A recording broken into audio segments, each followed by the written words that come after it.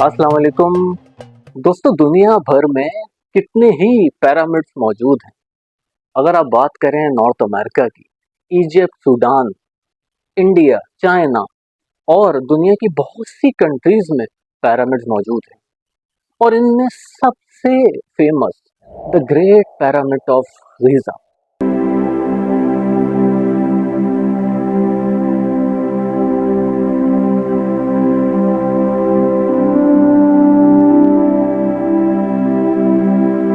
दोस्तों, ये पिरामिड हमेशा से ही बहुत मिस्टीरियस रहा है। और आखिर ये मिस्टीरियस क्यों ना हो दोस्तों।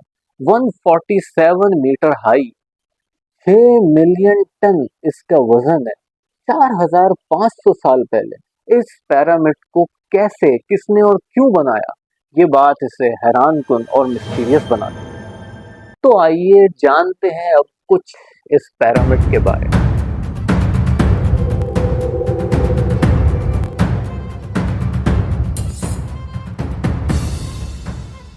जब हम बात करते हैं एंशियंट हिस्ट्री की, तो जो इंफॉर्मेशन हमारे पास आती है वो एक तो कम होती है, और दूसरा उसमें जो चांसेस ऑफ एरर हैं वो भी बढ़ जाते हैं। बहरहाल, पिरामिड ऑफ गीज़ा के बारे में कहा जाता है कि ये 2500 से 2600 बीसी के दरमियान में बनाया गया। फेरो खुफू ने इसको बनाया। फेरो खुफू के बारे में इतना कुछ तो नहीं पता, बस इतना ही पता है कि इसने तकरीबन 64 ईयर्स तक हुकूमत करी है। फेरो खुफू के साथ ही इसके बेटे का एक पिरामिड, लेकिन वो साइज में छोटा है, वो भी वहाँ मौजूद है। और उसके बाद उसके बेटे का यानी फेरो खुफू के पोते का भी पिरामिड वहीं पर मौजूद है। इजिप्ट में टोटल 118 पिरामिड्स मौजूद हैं। अब इन 118 पिरामिड्स में से बहुत सारे पिरामिड्स की जो दीवारें हैं, उनके अंदर जो टेक्स्ट आर्कियोलॉजिस्ट को मिला है, उसको पढ़ करके इस बात का अंदाजा हमें होता है कि ये जो एंशिएंट इजिप्ट के लोग थे, ये यकीन रखते थे मौत के बाद जिंदगी पर। यानी इनके हिसाब से ये जब मर जाएंगे तो उसके बाद ये दोबारा जिंदा होंगे। इसीलिए फेरो अपने लिए बड़े बड़े मकबरे बनवाते थे। और जब ये मर जाया करते थे तो इनको प्रॉपरली ममीफाई करके इनके साथ बहुत सारे हीरे जवाहरात और खाने पीने के आइटम्स इनकी कब्र में यानी उन मकबरात में रखे जाते थे, ताकि ये मरने के बाद जब दोबारा जिंदा हो तो सुकून से जिंदगी को गुजार सके। अब ये बात बहुत सारे पिरामिड्स में तो लिखी हुई है, लेकिन एक तो खुफू के पिरामिड में ये बात मौजूद नहीं है, और दूसरा आर्कियोलॉजिस्ट को खुफू के पिरामिड में ज्यादा हीरे और जवाहरात भी नहीं मिले, जिसकी वजह से यहाँ से लोगों का माइंड डाइवर्ट होता है। और बहुत सारे साइंटिस्ट तो ये कहते हैं कि ये पिरामिड्स एक्चुअली इजिप्ट के लोगों के पावर प्लांट्स होते थे।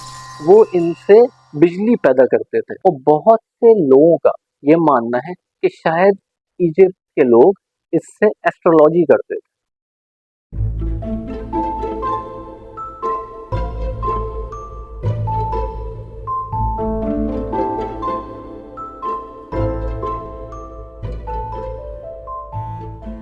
लेकिन क्योंकि हमेशा से ही लोगों ने अपने मकबरे बनवाए हैं, इसलिए म्यूचुअल अंडरस्टैंडिंग तो यही है कि ये इनके मकबरात तो हैं ही।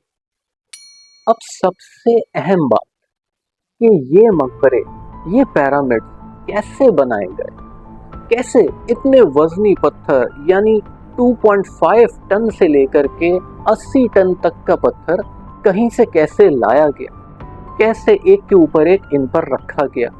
तो इस हवाले से एक ग्रीक हिस्टोरियन हेरोडोटस ने अपनी एक थ्योरी मुतारिफ करवाई, जिसके हिसाब से फेरो अपने स्लेव्स से ये पिरामिड्स बनवाते थे। लेकिन अगर आप आजकल के दौर को देखें तो आजकल भी ये पिरामिड्स बनाना बहुत मुश्किल है। तो ऐसे में 4500 साल पहले स्लेव्स से ये काम करवाना तो ऑलमोस्ट इम्पॉसिबल था।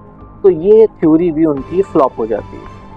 लेकिन एक्चुअली ये कोई स्लेव्स नहीं थे, ये प्रॉपर वर्कर्स थे, जो ताकतवर भी थे। उनको प्रॉपरली सैलरी दी जाती थी और उनसे ये काम करवाया जाता था।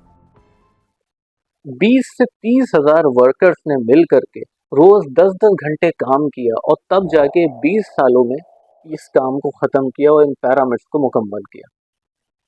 दोस्तों, अब इनमें भी सबसे अहम सवाल कि इनके जो पत्थर थे, वो लाए कैसे जाते थे और कैसे इन पिरामिड्स पे एक के ऊपर एक उस ज़माने में रखे जाते थे। तो बताया ये जाता है कि इन पत्थरों को आस-पास के ही इलाकों से लाया जाता था। मैक्सिमम 800 किलोमीटर्स की दूरी से इनको लाया जाता था।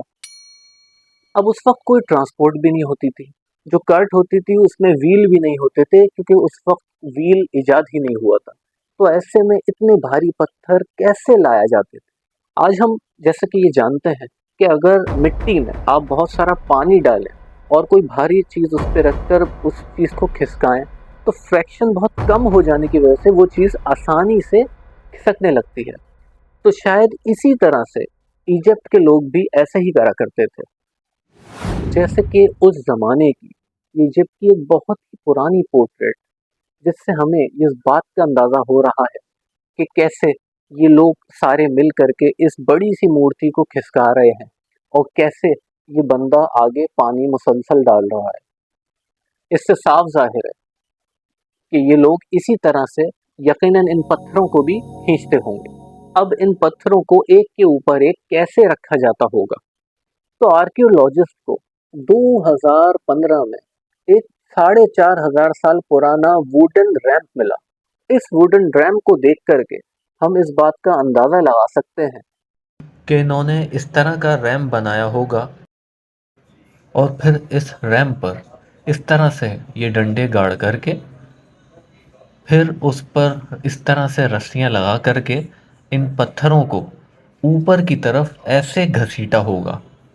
दोस्तों। अभी किस्सा तो है 4500 साल पुराना, जबकि हम जो बात कर रहे हैं वो आज कर रहे हैं। तो इसीलिए 100% श्योरिटी तो किसी चीज़ की नहीं। और साथ साथ ये बात भी है कि 20 साल में 20 से 30 हजार मजदूर मिलकर के किसी इतने बड़े पिरामिड को, जिसका वजन ही 6 मिलियन टन है, उसको बना लें, ये तकरीबन नामुमकिन सा ही फिर भी लगता है। इसीलिए लोग आज भी इनमें से बहुत सी बातों को या तकरीबन सारी ही बातों को नहीं मानते। और बहुत से लोगों का ये मानना है कि शायद एलियंस ने आकर के इन पिरामिड्स को बनाया है। आप क्या कहते हैं? अपनी राय का इजहार कमेंट्स में दीजिए। मेरी वीडियो आप लोगों को पसंद आई हो तो इसे लाइक कीजिए, अपने दोस्तों को भी इस वीडियो के बारे में बताइए। मेरे चैनल को सब्सक्राइब करना ना भूलिए। Thank you so much.